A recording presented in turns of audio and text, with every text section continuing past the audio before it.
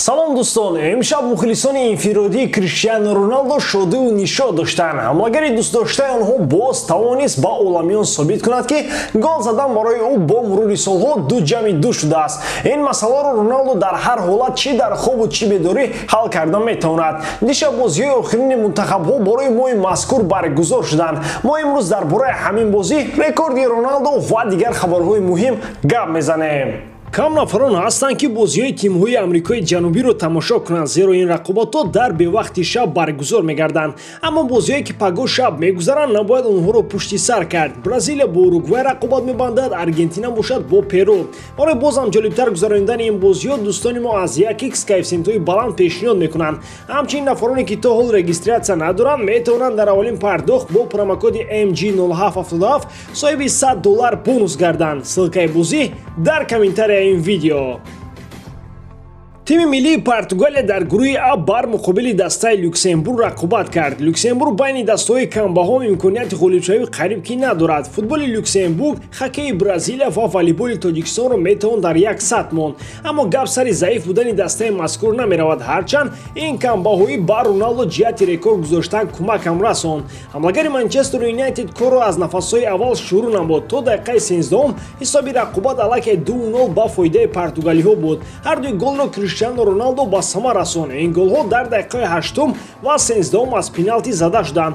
Баъди ин ҳолат боварӣ буд, ки Криштиану то охири майдондорӣ боз роҳи дарвозаро пайдо мекунад. Голи сеюми Криштианоро мухлисон то дақиқаи 87 интизор шуданд. Он мухлисоне ки хобашон бурд, голи ҳамлагари португалиро аз ҷараёни бозӣ надиданд. Бо ин хетрикаш Криштиану рекорди навро ба номаш сабт кард. Ӯ аввалин бозингар шуд, ки дар бозиҳои тимҳои миллӣ 10 хетрик кард. ҳисоби хетрикҳои футболбози 36 сола аз соли 2013 кушода шуд. Он замон Криштиану дар бозӣ бар муқобили мунтахаби Ирландияи Шимолӣ ба задани 3 гол шарафёб шуд. Табиист, ки баъд аз чунин натиҷа ҳамагон таваҷҷӯҳ ба он карданд, ки кори Месси дар ин масъала чӣ тавр бошад. Муқоисаи Месси ва Роналдо дар чунин ҳолатҳо барои ҳар мухлиси футбол лаҳзаи қаторӣ ва оддист. Маълум шуд, ки бо ин голҳояш Криштиану миқдори голҳояшро дар соли 2021 баробар кард. Ҳар дуи бозингар айни ҳол дар бозиҳои бошгоҳӣ ва тимҳои мунтахаб 38 голӣ доранд. Шумораи хетрикҳо чӣ мепурсед шумо? Аз рӯи миқдори хетрикҳо дар тамоми карьера ҳам бозингари португалӣ аз Месси пешсаф аст, 58 бар муқобили 55. Ин хетрик тими миллии Люксембургро ҷабрдидаи асосӣ Роналдо кард. Ҳамлагари португалӣ ба тури дарвозаи ин тим 11 гол равон кардааст. 10 кишваре ки Роналдо ба дарвозаи онҳо 3 голӣ задааст, инҳо мебошанд: Ирландияи Шимолӣ, Шветсия, Арманистон, Андора, ҷазираҳои Ферер, Испания, Швейтсария, Литва 2 маротиба ва Люксембург. Шумо мегӯед, ки аксари ин дастҳо тимҳои камбаҳоянд. Барои чунин одамон рӯйхати тимҳои миллии топ, ки Роналдо онҳоро бегол намудааст, пешкаш мекунем.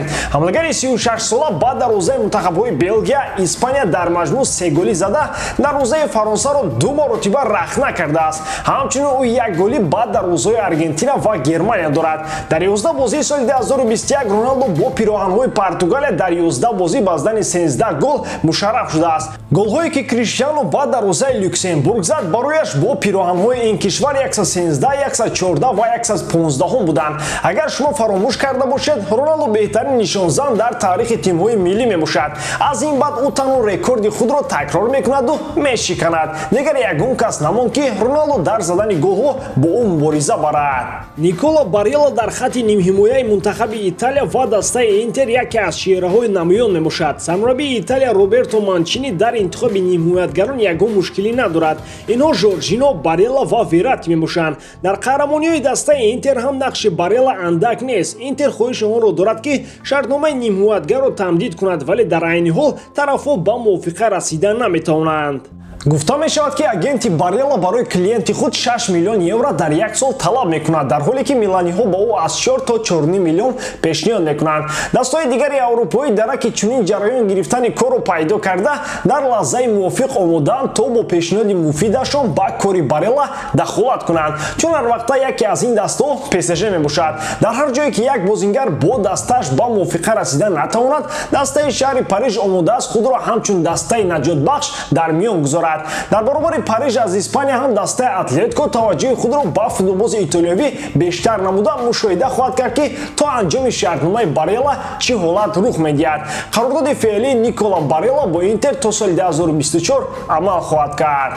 собиқ бозингари дастаи ПСЖ Жером Ротен ҳамлагари бразилии ПСЖ Неймарро мавриди танқид қарор дод. Гап сари суханҳои Неймар меравад ки ҷоми ҷаҳонии Қатарро охирин мусобиқаи бузург барояш гуфта буд. Ротен чунин ибрози андеша кард: ҳар вақте ки Неймар дар формаи хуб қарор дошта бошад, ӯ бозингари нотакрур аст. Айни ҳол кораш он қадар омад накарда истодааст, вале суханҳои ӯ барои ПСЖ оқибати хуб надоранд. Агар ба гапҳои Неймар бо диққат назар андозем, маълум мешавад ки ПСЖ барои ӯ аҳамияте надорад. Ӯ мехоҳад дар ҷоми ҷаҳон бо Бразилия ғолиб шавад.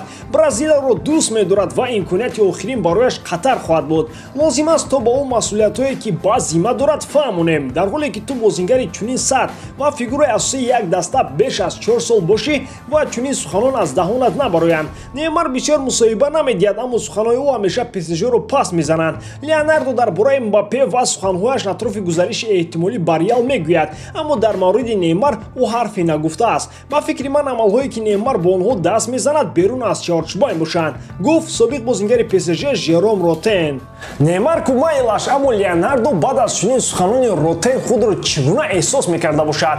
Дар воқеам директори варзишии ПСЖ дар бораи ҳамаи чӣ мегӯяд? Реалро ба суд додани аст, аз мусоҳибаи Мбаппе норозигӣ баён мекунад, Пересро қаллоб мешуморад, аммо Неймар дар ҳамаи ҷо мусичаи бегуноҳ бошад ки ягон гапаш намезанад. Аз ин ҷо маълум мешавад ки гапи Неймар дар ПСЖ статуси муайяни худро дорад, шояд баробар бо Леонардо ва ҳатто бештар аз ӯ ҳам гапи бозингари бразилӣ қадр дорад. Бозингари 21-солаи португалӣ Жоао Фелиш, ки айни ҳол шарафи дастаи Атлетикоро ҳимоя мекунад, метавонад ба кишвари Англия гузариш кунад. Тибқи хабарҳо дастаи Ливерпул ба футболбози мадридиё чашм духтааст. Гап сари он меравад ки ояндаи Муҳаммад Салоҳ ва Садио Мане дар Ливерпул ноаён аст. Шартномаи кунунии онҳо тамдид нашудааст. Аз ҳамин лиҳоз клуб барои эҳтиёт аз ҳолатҳои ғайриинтизорӣ ва форс-мажорӣ ҳамлагари португалиро ба даста даъват кардани аст.